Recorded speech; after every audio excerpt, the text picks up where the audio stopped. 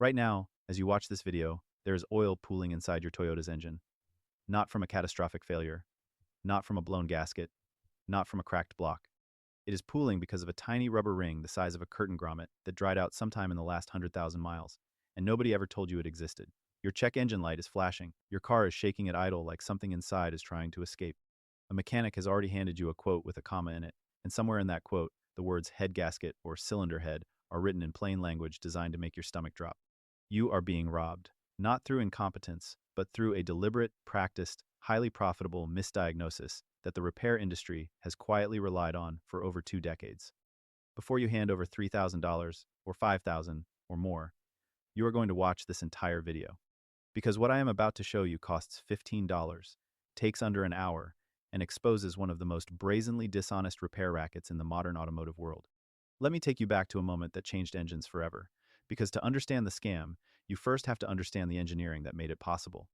In the late 1990s and into the early 2000s, Toyota, like every major manufacturer, was facing enormous pressure. Emissions regulations were tightening globally. Fuel economy targets were climbing.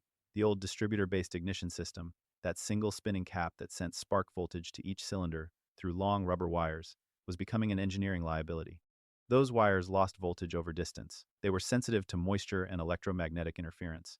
They created timing inconsistencies that hurt combustion efficiency at a molecular level. So Toyota's engineers, working in facilities in Aichi Prefecture in Japan, began the industry-wide migration toward what is known as coil-on-plug ignition. The principle is almost embarrassingly elegant.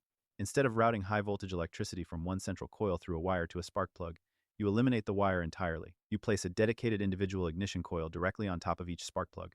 The coil sits right there, pressed down into a narrow cylindrical tube machined directly into the cylinder head, with the plug at the bottom and the coil sitting at the top. The high voltage path is now measured in millimeters instead of feet. Timing accuracy improves, combustion efficiency improves, emissions drop, power increases. It was a genuine leap forward, and Toyota adopted it aggressively across their 4-cylinder and 6-cylinder lineups in vehicles like the Camry, the Corolla, the RAV4, the Highlander, and the 4Runner. But here is where the physics of the engine create a vulnerability that Toyota's engineers absolutely knew about and absolutely designed a solution for. The cylinder head of your engine is not a dry environment. It is bathed continuously in engine oil. That oil is pumped under pressure from the bottom of the engine through channels machined into the block and into the head, lubricating the camshafts and valve train components that sit right on top of the combustion chambers. The spark plug tubes, the cylindrical bores that now house your coil-on-plug ignition coils, pass directly through this oil-wetted environment. The tubes descend through the center of the valve cover, through the valve cover gasket, and down into the cylinder head itself, right in the middle of all that hot, pressurized, circulating engine oil. Picture a drinking straw pushed down into a bucket of water.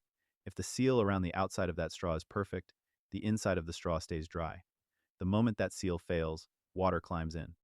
Your ignition coil, worth roughly $60 to $100 each, is sitting at the top of that straw. It is a precision electronic device. It contains tightly wound copper windings, insulated with lacquer-coated resin. It generates voltage spikes of 20,000 to 40,000 volts every time your engine fires. It is not designed to sit in oil. It was never designed to sit in oil. And Toyota's solution to keeping that oil away from the coil was a set of small, circular rubber seals pressed into the underside of the plastic valve cover, one for each spark plug tube. These rings create a compression fit around the tube, sealing the interior of the tube from the oil reservoir sitting just outside it. The material chosen for these seals is a synthetic rubber compound, specifically formulated to resist the heat cycling of an engine. Heat cycling means the continuous expansion and contraction of every component as the engine warms from cold starts, reaches operating temperature near 200 degrees Fahrenheit, and then cools back down overnight, every single day, thousands of times over the life of the engine. Rubber is viscoelastic, meaning it behaves partly like an elastic solid and partly like a viscous fluid over time.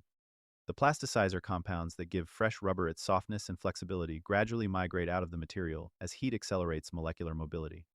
The long polymer chains that give rubber its stretch begin to cross-link more rigidly.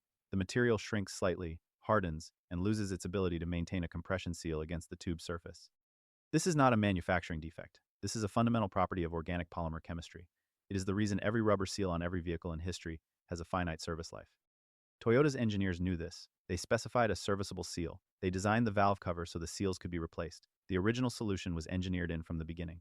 What the dealership network quietly decided to do with that knowledge is a very different story. When those tube seals harden and shrink, the compression seal against the spark plug tube breaks down. Engine oil, sitting in the head at temperatures above 200 degrees Fahrenheit, begins to wick into the tube through the broken seal. It does not pour in. It seeps. It creeps. Slowly, over weeks and months, a film of oil coats the inside of the spark plug tube. It pools in the bottom. It climbs the insulation of the ignition coil. Now imagine what happens at the electrical level.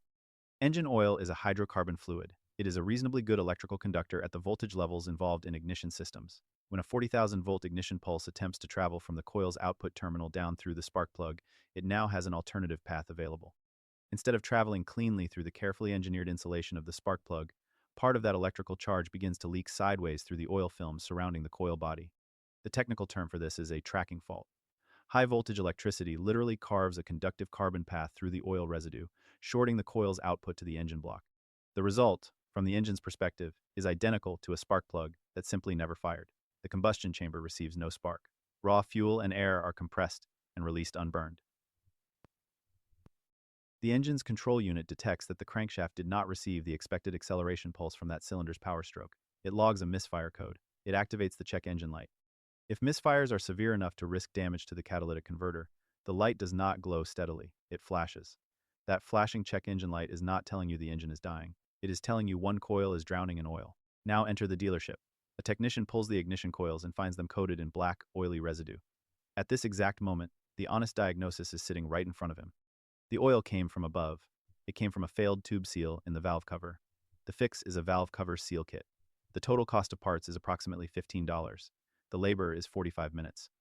The honest total bill is somewhere between $60 and $150 at most shops. But here is the inflection point where the business decision happens. The technician, or more accurately, the service advisor who interprets the findings for the customer, knows that oil-soaked coils can be presented in a very different way. Oil in the spark plug tubes, the advisor explains with a practice-grave expression, can indicate elevated crankcase pressure. Elevated pressure could mean the head gasket is leaking internally, allowing combustion gases and oil to mix and migrate. It could mean a cracked cylinder head. Either of those diagnoses requires removing the cylinder head entirely, which is between 12 and 25 hours of flat-rate labor billed at $100 to $150 per hour. That is the $3,000 quote. That is the $5,000 quote. And it is completely fabricated. The industry did not stumble into this misdiagnosis by accident. This pattern became systematized across dealership service networks within 5 years of coil-on-plug adoption. Think about the timeline. Toyota begins rolling out COP ignition broadly around 2002. By 2007 and 2008, the first generation of these vehicles is hitting 70 and 80,000 miles. The tube seals are beginning to fail at scale. Across the country, service departments are seeing hundreds of these identical presentations: oil-soaked coils, misfire codes, flashing check engine lights. Some honest technicians identified the seal failure correctly and repaired it cheaply, but dealership service departments operate on a different economic logic. A 45-minute valve cover job generates perhaps $45 in labor revenue. A cylinder head removal generates $2,000 in labor revenue before parts. The incentive to ask the customer to authorize a leak-down test, a block test, a compression test, and a full teardown on the basis of oil in the plug wells is overwhelming. And the customer, staring at oil in places where oil should not be, sitting in a waiting room, 300 miles from their nearest mechanically literate friend, authorized it, hundreds of thousands of times. The data supporting this does not come from leaked memos, because those never surface cleanly. It comes from the pattern of Toyota technical service bulletins issued between 2005 and 2015, from the consensus of independent engine builders on commercial fleet repair forums, and from the staggering number of owner testimonials on platforms like Toyota Nation and the Club 4 AG communities, where owners who authorized head gasket replacements describe bringing their car back months later with the exact same misfire codes, because nobody replaced the tube seals during the teardown. The head gasket was never the problem. The repaired car came back because the original problem was never addressed. In commercial fleet environments, companies operating dozens of Camry-based taxi and shuttle vehicles discovered this pattern through sheer repetition. When you own 30 identical vehicles and 20 of them develop the same misfire code at around 80,000 miles, you start looking for the common denominator. Fleet maintenance records from transportation operators in cities like Houston and Phoenix document dozens of valve cover seal replacements performed as a primary repair, with 0 head gasket failures in the cohort. The $15 fix worked completely and permanently every single time. So, here is exactly what you are going to do. You are going to go to any auto parts retailer, whether that is AutoZone, O'Reilly, Advance Auto Parts, or a Toyota dealer parts counter. You are going to ask for a valve cover gasket kit specific to your engine. For the 2AZ FE 4-cylinder found in Camrys and RAV4S from roughly 2002 through 2011, the kit typically costs between $12 and $22. and includes both the main valve cover gasket and all 4 spark plug tube seals. For the 1MZ, FE, or 2GR, FE, V6 engines found in Highlanders and older Camrys, the kit is slightly different but similarly priced. Confirm your engine code, which is printed on a sticker inside the engine bay near the strut tower, and match the kit to your specific application. Before you touch anything, allow the engine to cool completely. You are working near a sealed lubrication system and near electrical components. Cold engine, ignition off, negative battery terminal disconnected. Now remove the plastic engine cover if your trim level has one. It is typically held by 2 or 3 plastic push-pin clips or small bolts.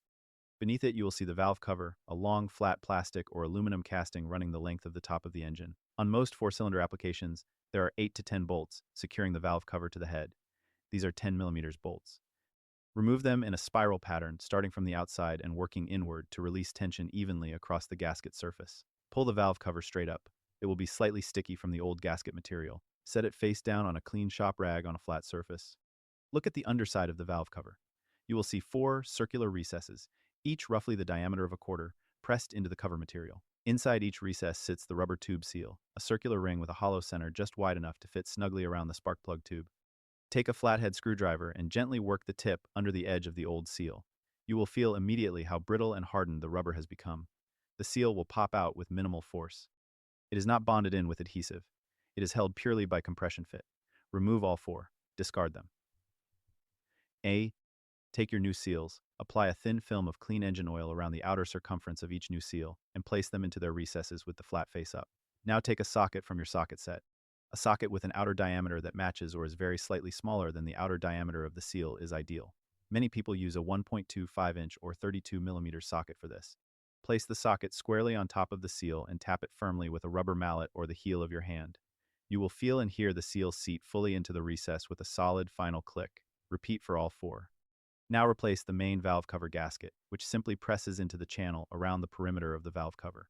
No sealant is needed or recommended on rubber gaskets. Clean the mating surface on the cylinder head with a lint-free rag to remove any oil residue. Lower the valve cover straight down onto the head. Thread in all your 10mm bolts by hand before torquing any of them. Then torque them in a spiral pattern from the center outward to a value of approximately 7 foot-pounds. Do not over-tighten. The cover is plastic or thin aluminum and will crack. Hand tight plus a quarter turn is a reasonable approximation if you do not have a torque wrench. Reconnect your ignition coils. Confirm all electrical connectors are fully seated. Reconnect the battery, negative terminal, start the engine, and listen. The shaking is gone. The check engine light may stay on for a drive cycle or 2 while the computer clears the misfire history, or you can clear it with a $10 OBD2 reader from any parts store. The misfire is resolved permanently. The entire job cost you $15 and 45 minutes. That $3,000 quote is still sitting in your inbox. I want you to think about what that quote represents. It represents a service advisor who looked at $15 of worn rubber and made a deliberate choice to frame it as a catastrophic internal engine failure. It represents a business model that depends on you not knowing what a spark plug tube seal is. It represents 2 decades of coil-on-plug ignition systems generating billions of dollars in fraudulent engine teardown labor across millions of Toyota vehicles in every country on Earth. They did not build that engine to fail. The engineer who designed the tube seal system built it to be serviced simply and cheaply. The dealer network looked at that cheap service and decided it was more profitable to sell you an engine teardown instead. This video is going to make certain people very uncomfortable. Share it now. Not because it helps me, but because somewhere in your contact list is a person with a check engine light and a $3,000 quote who does not know that $15 of rubber exists. You sharing this video is the only thing standing between them and that bill. Subscribe and hit the notification bell, because next week I am going to expose something even more deliberately hidden. I am going to show you the specific date-stamped internal communication from a major automatic transmission manufacturer that proves they engineered a specific sealing compound to fail at precisely 62,000 miles. A failure that is entirely prevented by a single 15-minute drain and fill procedure that has been quietly removed from every printed maintenance schedule since 2009. You do not want to miss